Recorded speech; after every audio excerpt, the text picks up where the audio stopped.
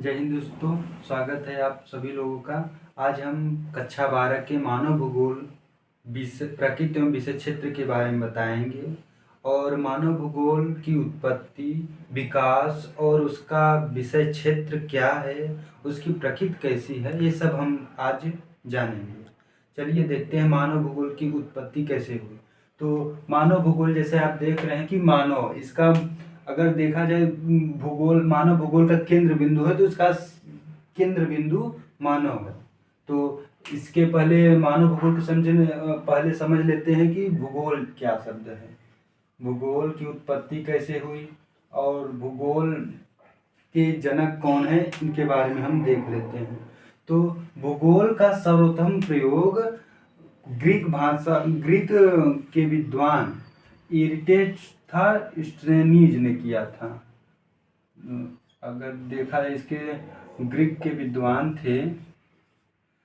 विद्वान इराटोस्थेनीज ने सब सर्वप्रथम प्रयोग इसने किया था, लेकिन ये जनक नहीं है।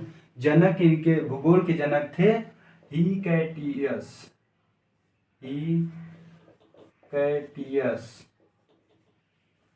अब भूगोल को परिभाषित कैसे करें, तो भूगोल दो शब्दों से मिलकर बना है। पहला है भू और दूसरा है गोल। मतलब इसका हो गया कि पृथ्वी गोल है, इसका अध्ययन, मतलब कि पृथ्वी गोल है और मतलब कि गोल है और इसका अध्ययन कैसे करें, ये सब के बारे में भूगोल में हम जानेंगे। और इसका एक और है जियोग्राफी से इंग्लिश में कहते हैं, और जियोग्राफी से इसका परिभाषा निकल आता है, जैसे कि जियो मतलब जियो और प्लस ग्राफोस। तो जियो का अर्थ हो गया भूमि या फिर पृथ्वी। जियो मतलब पृथ्वी, और ग्राफोस का मतलब होता है वर्णन करना। मतलब इससे अगर देखा जाए तो पृथ्वी का वर्णन करना। अब यह प्रश्न उठता है कि मानव भूगोल कहाँ से आया। तो मानव भूगोल की शाखा से ही मानव भूगोल आया। जैसे भूगोल की शाखा दो होती है, पहला है भौतिक भूगोल और दूसरा है मानव भूगोल। क्लास 11 में आप लोग भौतिक भूगोल के बारे में पढ़ेंगे। भौतिक भूगोल मतलब कि प्राकृतिक चीज, जैसे पठार हो गया, पर्वत हो गया, नदियाँ हो गई और सागर हो गए, बाह्यजात बल हो गया, अंतर्जात बल हो गया, ये सभी चट्टानें, मृदा, पर्दन, ये सब आप क्लास 11 में पढ़ेंगे। और मानव भूगोल क्लास 12 में हम लोग मानव भूगोल पढ़ेंगे। तो अब चलते हैं मानव भूगोल की परिभाषा और इनके वर्तमान जनक कौन है, इनके बारे में देखते हैं। तो मानव भूगोल की परिभाषा, अगर इसे देख सकते हैं कि भूगोल की अगर परिभाषा पृथ्वी का वर्णन करना, यदि अगर इसके है तो मानव और पृथ्वी का वर्णन करना, इसके हिसाब से निकले। लेकिन कुछ विद्वानों ने परिभाषा इसके दिए हैं, 3 या 4 लोगों की परिभाषा है जो इनके बारे में देखते हैं और अच्छे से डिफाइन वो लोग करते हैं कि कैसे मानव भूगोल का जन्म हुआ, विकास हुआ और उन्होंने मानव भूगोल को किस तरह परिभाषित किया है, वो सब आइए हम देखते हैं। तो मानव भूगोल का सर्वप्रथम पहला अगर परिभाषा देखेंगे तो मानव भूगोल का पहला परिभाषा दिया था रैटजन। इनका पूर्ण नाम है फ्रेडरिक रैटजेन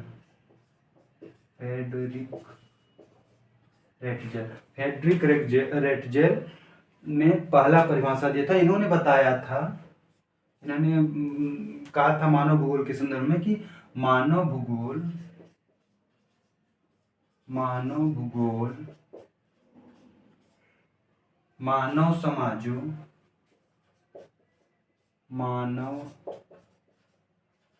समाजों एवं मानव समाजों एवं धरातल, धरातल मतलब पृथ्वी, धरातल के बीच के संबंधों का अध्ययन है। इन्होंने अब कहा कि अब जैसे मानव भूगोल, मानव समाजों मतलब कि मानव, अब एक मानव के तो इसमें चर्चा की ना कि मानव समाज की, और धरातल मतलब पृथ्वी के बीच का, मतलब कि मानव समाज और पृथ्वी के बीच का जो क्रियाकलाप है उनको संबंधों का अध्ययन कराता है, इनके अनुसार रेटजल ने कहा था। अब इन्हीं की शिष्या थी एलन सी सेम्पल। एलन सी सेम्पल ने मानव भूगोल को परिभाषित किया और उन्होंने कहा कि ये मानव भूगोल जो है, मानव भूगोल अस्थिर पृथ्वी एवं क्रियाशील मानव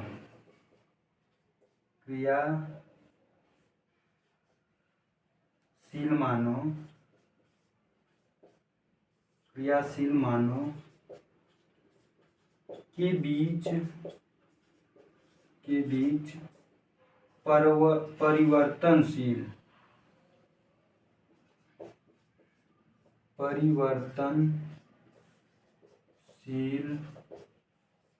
संबंधों का अध्ययन है, संबंधों का संश्लेषित अध्ययन। अब उनकी शिष्या रेटजल की शिष्या थी, जो उन्होंने बताया कि मानव भूगोल अस्थिर पृथ्वी, और अस्थिर पृथ्वी मतलब कि पृथ्वी स्थिर नहीं है, वो हमेशा गति करती है, या फिर उसे दैनिक गति कह सकते हैं, या फिर वार्षिक गति के नाम से कह सकते हैं। वो मतलब गति करती रहती है। और क्रियाशील मानव मतलब मनुष्य भी हमेशा क्रियाशील रहता है, कार्यरत न रहता है। तो इसी को मानव के बीच, क्रियाशील मानव के बीच का जो अध्ययन परिवर्तन लाता है, उन्हीं का अध्ययन मानव भूगोल में हम करेंगे। तो अब दो लोगों का है। अब आपकी बुक में एक और है, जिसे तीसरा कहते हैं कार्ल रिटर ने जी कहते हैं कि मानव भूगोल जो को डिफाइन करते हैं, तो कहते हैं कि ये मानव भूगोल को परिभाषित बहुत सरल शब्दों में कहते हैं कि जो पृथ्वी है,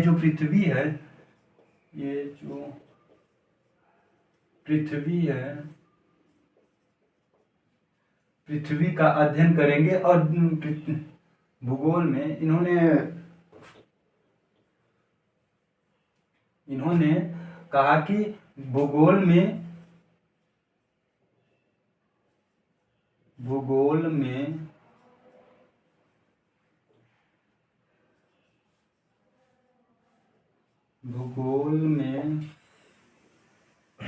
पृथ्वी तल का अध्ययन होता है, जो मानव का निवास गृह है। कार्ल रिटर ने यह बताते हैं कि भूगोल में पृथ्वी का अध्ययन किया जाता है, और जो मानव का निवास गृह है। तो इन्होंने बताया, अब 3 परिभाषा से आप मानव भूगोल की परिभाषा कर सकते हैं। सर्वप्रथम फ्रेडरिक रेटजल ने कहा कि मानव भूगोल जो है, मानव समाजों एवं धरातल के बीच के संबंधों का अध्ययन है। अब मानव समाजों मतलब समझते हैं मानव, और धरातल मतलब पृथ्वी के बीच का जो अध्ययन है, जो क्षेत्रीय विभिन्नताएं होती हैं, तो उसके बीच का अध्ययन किया जाता है, और वह अध्ययन मानव भूगोल में किया जाता है। अब एलन सी सैम्पल जी कहते हैं कि इनकी शिष्या थी एलन सी सैम्पल, और इन्होंने कहती है कि मानव भूगोल अस्थिर पृथ्वी, मतलब जो हमेशा क्रियाशील पृथ्वी है, और पृथ्वी एवं क्रियाशील मानव के बीच का परिवर्तनशील संबंधों का अध्ययन होता है, उसे मानव भूगोल के अंदर किया जाता है। तो अब परिभाषा आप लोग ने देख लिया। अब आते हैं मानव भूगोल का प्रकृति कैसा है, मानव भूगोल का स्वभाव कैसा है, इसमें क्या पढ़ेंगे, और मानव भूगोल का उत्पत्ति विकास कैसे हुई, इन सब के बारे में जानते हैं। तो पहले से रैप कर लें, तब फिर मानव भूगोल की प्रकृति के बारे में बताएंगे। मानव भूगोल की प्रकृति कैसा है, मानव भूगोल का उत्पत्ति कब हुई, इन सब के बारे में। तो चलिए देखते हैं मानव भूगोल का प्रकृति। मानव भूगोल की प्रकृति।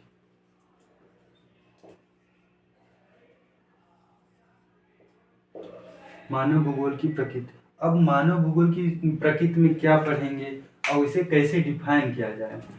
तो मानव भूगोल की प्रकृति जो है, मानव भूगोल, इसे लिख देते हैं, मानव भूगोल के विकास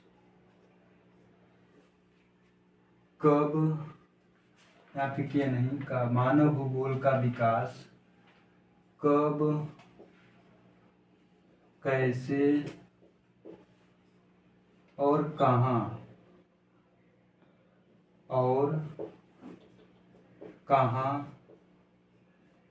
आदि प्रश्नों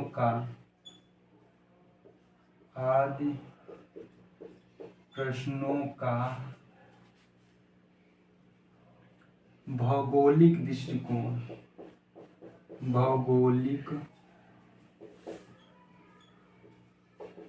दृष्टिकोण को प्रस्तुत करना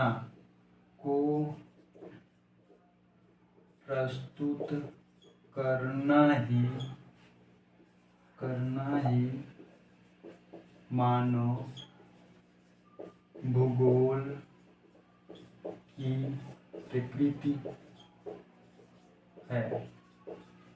अब इसका मतलब समझिए, मानव भूगोल का विकास कब हुआ, कैसे हुआ और कहाँ हुआ, इन सभी का प्रश्नों का जो भौगोलिक दृष्टि से आप देखेंगे, भूगोल की दृष्टि से देखेंगे, तो इसी को मानव भूगोल का प्रकृति कहते हैं, स्वभाव उसकी कहते हैं कि मानव भूगोल की प्रकृति दृष्टिकोण से, अगर भौगोलिक दृष्टिकोण से देखेंगे तो कब हुआ, कैसे हुआ, ये सब प्रश्नों का जवाब मानव भूगोल की प्रकृति में ही मिलेगा आपको।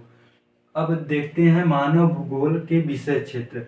उसके पहले आपके बुक में दिया है मानव का प्राकृतिकरण और मानव का प्रकृति का मानवीकरण, दो शब्द, इसको भी देख लेते हैं।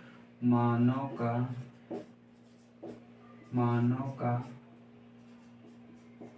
प्राकृतिकरण।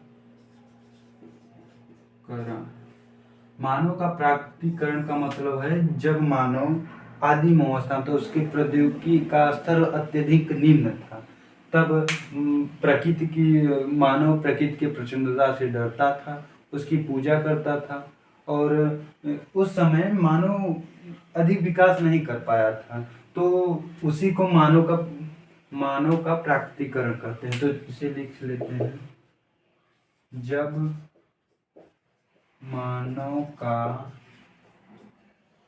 प्रौद्योगिकी स्तर निम्न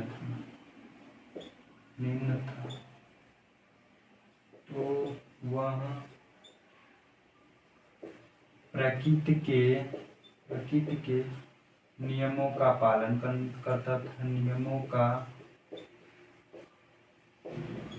पालन करता था, और प्रकृति की प्रकृति की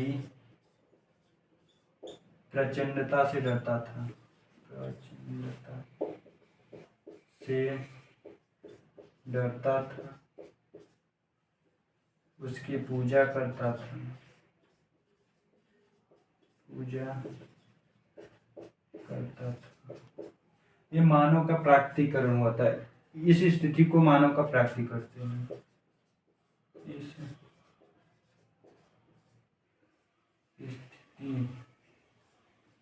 को मानव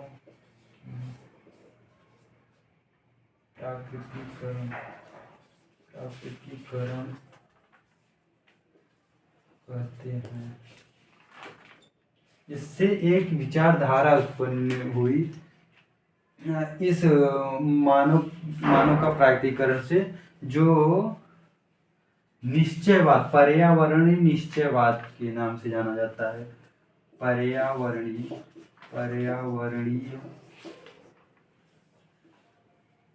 निश्चयवाद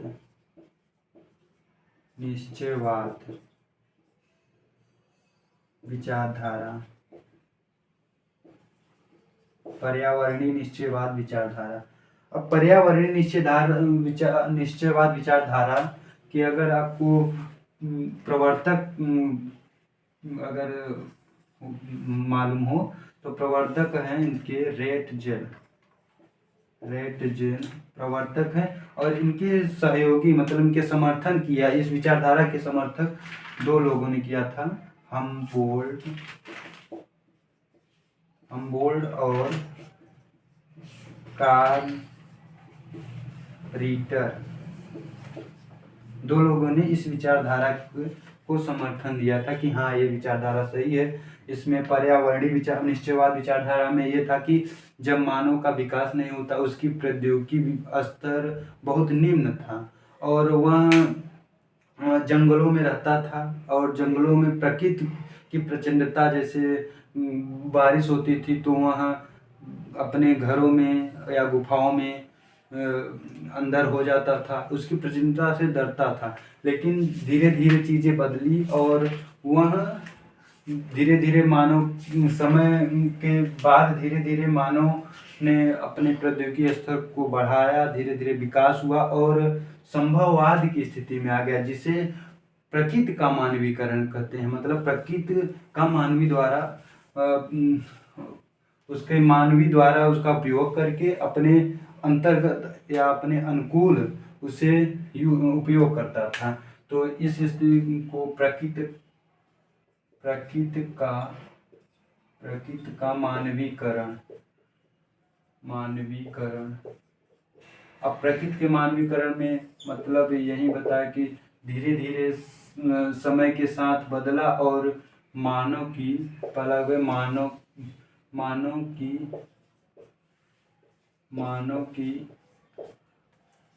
प्रौद्योगिकी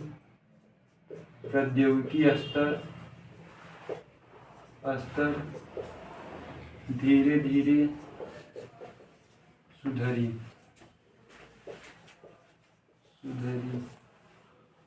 और दूसरा है यह प्रकृति के नियमों का समझने लगा, या प्रकृति के नियमों को समझने लगा, प्रकृति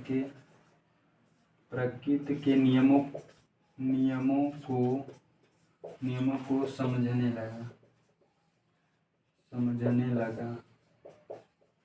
अब जब प्रकृति के नियमों को समझने लगा तो जाहिर सी बात है वह कुछ प्रौद्योगिकी का स्तर बढ़ेगा। जब प्रौद्योगिकी का स्तर बढ़ेगा, समझने लगा, तो किसी न किसी चीज का वह विकास करेगा या खोज करेगा। तो यहाँ प्रकृति के नियमों का समझने लगा और उसके कुछ संभावनाएं उत्पन्न होने लगी कि हमें ये करना है, जैसे कि डीएनए और आनुवंशिकता के नियमों को समझकर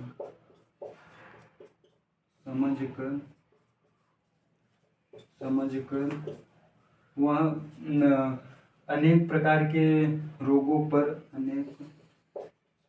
अनेक प्रकार के रोगों पर विजय प्राप्त कर लिया।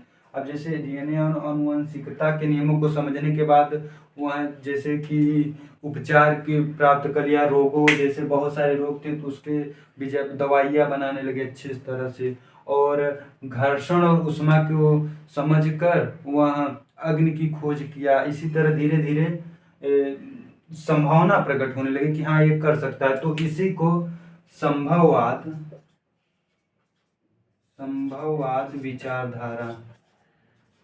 विचारधारा कहते हैं। कि कुछ प्रकृति के नियमों को समझकर वह धीरे धीरे चीजों को बदलने लगा, अपने अनुकूल करने लगा। तो अब इसके अगर प्रवर्तक कहें तो विडाल डीलाबास विडाल डी ला ब्लास जी हैं। अब इन दोनों के बीच का एक अमेरिका के भूगोलविद थे जो इन दोनों के बीच का एक विचारधारा उत्पन्न किए जिसे नव निश्चयवाद या रुको या जाओ विचारधारा कहते हैं। अमेरिका के भूगोलविद थे, उन्होंने कहा कि नहीं ये सब चीज़ें करने से प्रकृति के नुकसान भी होगा, तो उन्होंने एक नई विचारधारा उत्पन्न की जिसे नव निश्चयवाद विचारधारा और रुको या जाओ विचारधारा कहते हैं। चलिए देखते हैं उसके बारे में थोड़ा बहुत। नव निश्चयवाद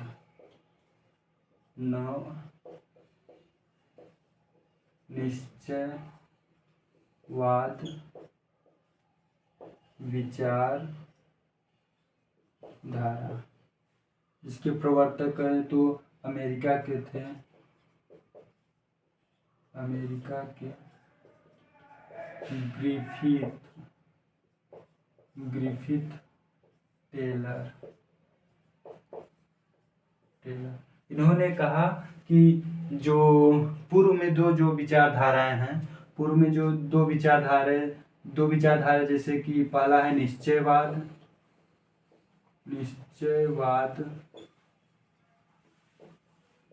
विचारधारा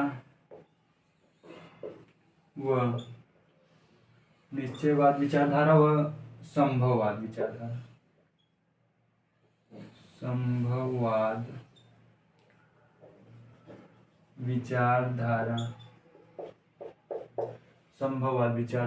इन्होंने बताया कि इन दोनों के बीच का रास्ता जैसे कि जैसे न नितांत निश्चयवाद हो और न ही नितांत संभववाद हो, कि इसके बीच का मार्ग जैसे कि, और बीच का मार्ग जैसे कि न कि प्रकृति को नुकसान हो और न ही मानव को। तो यहाँ पे बताया इन्होंने कि जैसे आप चौराहे पे लाल बत्ती का होता है, लाल बत्ती का रुकना होता है और पीली बत्ती का, लाल बत्ती का रुकना होता है, पीली बत्ती का और हरी बत्ती का होता है जाओ। और इन दोनों के बीच पीली बत्ती है जो दोनों के बीच तैयार रहने की, मतलब जाने के लिए तैयार रहना है। तो उन्होंने बताया कि इन दोनों के बीच जो है पीली बत्ती है, तो उसी अनुसार कि इन दोनों के बीच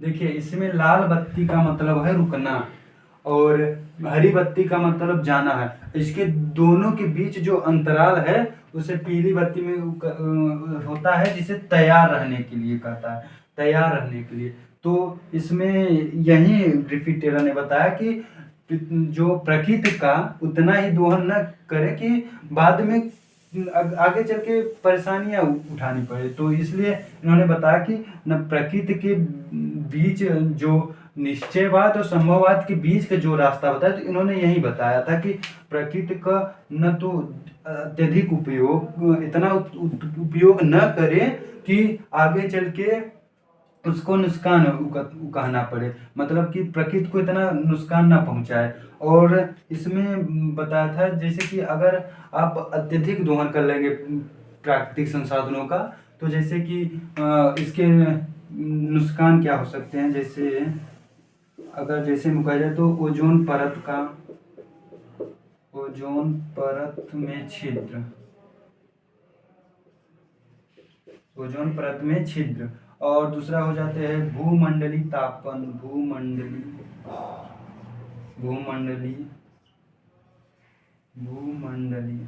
सॉरी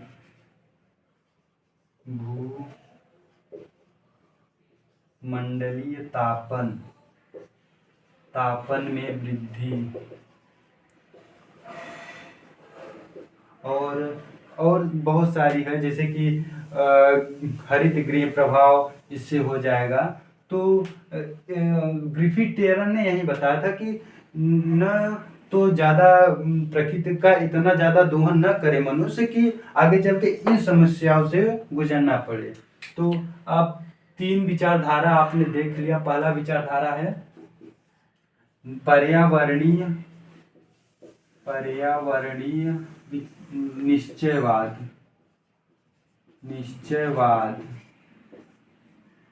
विचारधारा। और दूसरा है संभव विचारधारा। और तीसरा है नव निश्चयवाद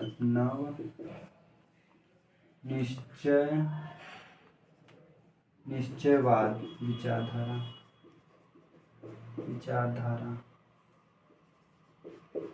अब तीनों के प्रवर्तक का नाम भी जान सकते हैं। इनके थे रेटजेल और इनके थे विडाल डीला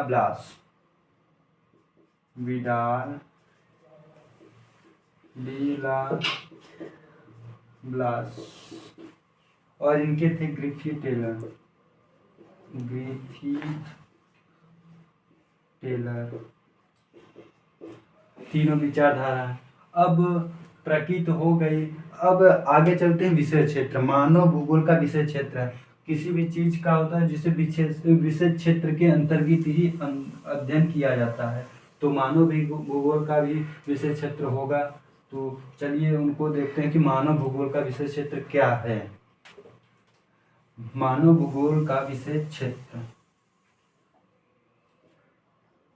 मानव भूगोल का विषय क्षेत्र। तो मानव भूगोल का विषय क्षेत्र, अब इसे अनेक शाखाएं हैं। जैसे मानव भूगोल में जनसंख्याओं का वर्णन और नगरीय आवास, ग्रामीण बस्तियां, बहुत सारे हैं। कृषि भूगोल। तो हम कुछ प्रमुख की बात कर लेते हैं। जैसे कि हो गया, पहला है सामाजिक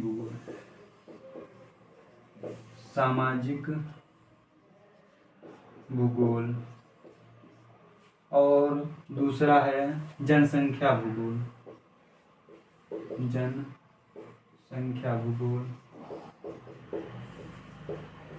तीसरा मान लो आर्थिक भूगोल।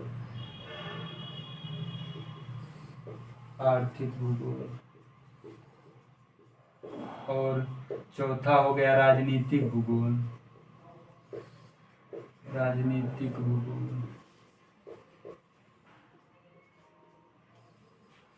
पांचवा हो गया आवास भूगोल।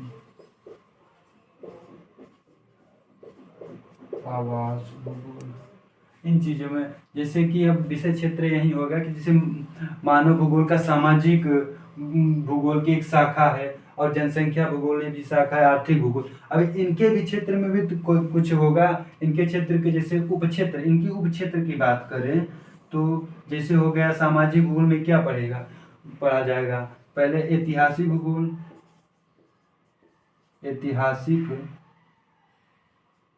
ऐतिहासिक भूगोल सामाजिक भूगोल के अंतर्गत ही आएगा। और जैसे हो गया सांस्कृतिक भूगोल,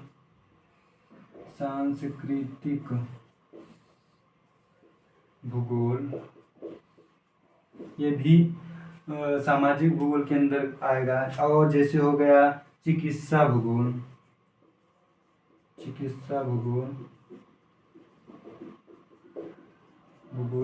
ये भी सामाजिक भूगोल के अंतर्गत है। जनसंख्या भूगोल में जैसे जनसंख्या का वर्णन वितरण ये सेकंड चैप्टर में ही पढ़ेंगे आप लोग। और आर्थिक भूगोल के अंतर्गत जैसे हो गया कि कृषि भूगोल, आर्थिक भूगोल मतलब कि आर्थिक दशा कैसे सुधरेगी, जैसे कृषि भूगोल हो गया, कृषि भूगोल हो गया, और पर्यटन भूगोल हो गया, और बहुत सारे हैं। और राजनीतिक भूगोल में जैसे कि हो गया निर्वाचन भूगोल, और सैन्य भूगोल आ गया, जैसे सैन्य भूगोल, ये सब मानव भूगोल के विषय क्षेत्र हैं। तो ठीक है, आप लोगों को देख ले गया, आशा करता हूँ आप लोगों को समझ में आएगा। अगर आपको इन सभी का तो समझ में हो गया होगा। अगर आप लोगों का इसका विस्तार से नोट्स चाहिए तो टेलीग्राम है इसमें डिस्क्रिप्शन बॉक्स में आपको टेलीग्राम का लिंक मिल जाएगा। मेरे टेलीग्राम का नाम है CUET पार्थ, और देखिएगा नोट्स कैसे है, सब कुछ मिल जाएगा आपको मटेरियल। और अब इसके अगले अध्याय में इम्पोर्टेंट क्वेश्चन कैसे आते हैं यूट्यूब बोर्ड में, इन सब के बारे में बताएंगे। चलिए, नमस्कार।